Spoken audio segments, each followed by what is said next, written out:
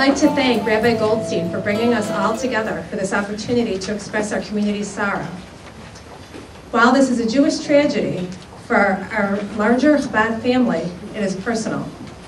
We're here to comfort each other and express our condolences to Aaron and Esther Goldstein and their family. The Holtzbergs left the comfort of their Western environment to set up a Chabad house in Mumbai. At the time, they were 23 and 20 years old. They came to Mumbai as emissaries of the Rebbe with the mission of serving the people who live in and visit the city. As the Jewish community, we are especially shocked and pained by the targeting of a Jewish center whose entire purpose was to spread goodness and kindness to Jews of every walk of life, and indeed to all mankind. Terror is not just a problem for the Jewish people or for the state of Israel. It is a problem and a danger for the entire world. To those who trained for months and years to bring destruction and despair, we say we will bring light and joy. To the hearts who mourn, who are angry, and who are fearful, we say we will continue. It's been a very difficult week for us and for all Jewish people and all mankind. There's no doubt that God is the master of the universe, so whatever happens somehow is under His knowledge, but from the other hand, we can't understand it, and we should not understand it. When Kfar Chabad, this is the little village of Chabad, that was established in 1949, right after establishment of the state. And in 1956, just 7 years later, some terrorists broke in and slaughtered and killed 5 people, the teacher with 4 students. And for the community, that was a very big blow. Because this town was small, they felt very insecure there. And they didn't know, where do we go from here? The Rebbe answered to them. And he said as follows, through building, that will be your consolation. Meaning to say, build, continue, don't get stuck. And I would say, this is the same thing, what we are doing here, all around the world, there are people gathering together. We're taking this energy, this outpour of love, one for each other, and to channel it and to do something positive, to grow and to continue. This was beautiful to see how all Jewish organizations came together. Let's use this as a precedent that from now on we should find opportunities to gather together for happy events. I certainly agree with Rabbi Goldstein that words are insufficient and poorly said at a time like this. I'd like to say something about a sense of grief that I think is present in the world at this time. 3 almost separate griefs. The first begins with the people of India. In India, their country has been violated, and the people of that country are mourning the loss of their sense of security. The second grief, though, is particularly Jewish. We lost some of our own, some of our best, and that is the third grief. That is a grief for the whole world.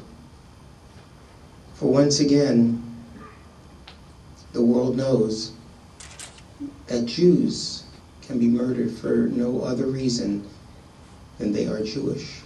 Rabbi Goldstein talked well of the opportunities that come from this moment of reaching out and making a difference that would be better. May all of us, in the grief for what Indians feel, in the grief that Jews feel, in the grief that the world must feel, resolve to make this a safer world for everyone. We need to stand together as people of faith who believe that this world can be a better place and can in fact rise above and in fact defeat the forces which bring such chaos to the world. It was interesting for me to be sitting here and hearing the words that Rabbi Goldstein said, because I was talking with our 6th grade students in our religious school about the tragedy that had taken place in Mumbai, and one of the 6th grade students looked at me and he said, "You know, I just don't understand." I said, "I'm glad you don't understand, and I hope you'll never understand, because there is no understanding. Our greatest hope in stopping them is by constantly remembering that we, all of us, are created in the image of God. What we can understand is the desire to do good, the desire to bring light, the desire to bring peace, and the desire to reach the day when no one in the world hurts another individual. I hope and I pray that we will, in fact, see better days, not only for us, but for people throughout the world, not only for the Jewish people, but for all people of goodwill throughout the world. May the memory of those who were killed be for our blessing, and may we move towards a world of peace and justice for everyone. And we are gathered here tonight to honor the memory of 6 Jews who were murdered, as was stated, because they were Jews. But not only were they murdered because they were Jews, but they were murdered in the act of affirming their Jewish identity. They weren't murdered in a restaurant or a bank or a grocery store in India. They were murdered in an establishment that is devoted to tending to Jewish needs. If in their memory we can somehow strengthen our relationship with our Jewishness, add on a particular mitzvah, or perform a mitzvah in a more enhanced and comprehensive way, the giving of tzedakah, study some Torah, whatever, I think that this is the most profound way in which we can honor their memory. In the midst of this this tragedy and this increased sense that I felt of vulnerability walking into the world, I was also aware of this deep sense of anger. And the anger was that I thought we had somehow moved beyond a world in which Jews are singled out because of their being Jewish, that we have to sort of walk in fear. And when I look at us gathering together as a community, there's a sense that I'm able to sort of channel some of that anger, to let it dissipate, but also to channel it into an energy of productive energy of us being together. We're able to bring ourselves together for really productive, hopeful, beautiful things as a community. This evening we remember the nearly 200 victims of the terror attack in Mumbai that occurred last week.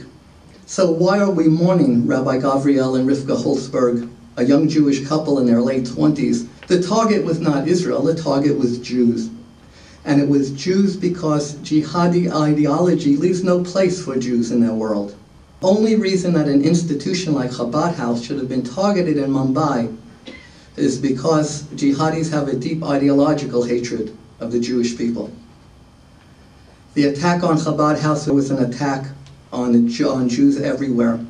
And therefore today we are all Gabriel and Rivka Holzberg. Shimon Peres said at their burial service in Kfar Chabad, for several days now the whole world has had to answer the question of a small child, Moshe, who is asking, where is my mother?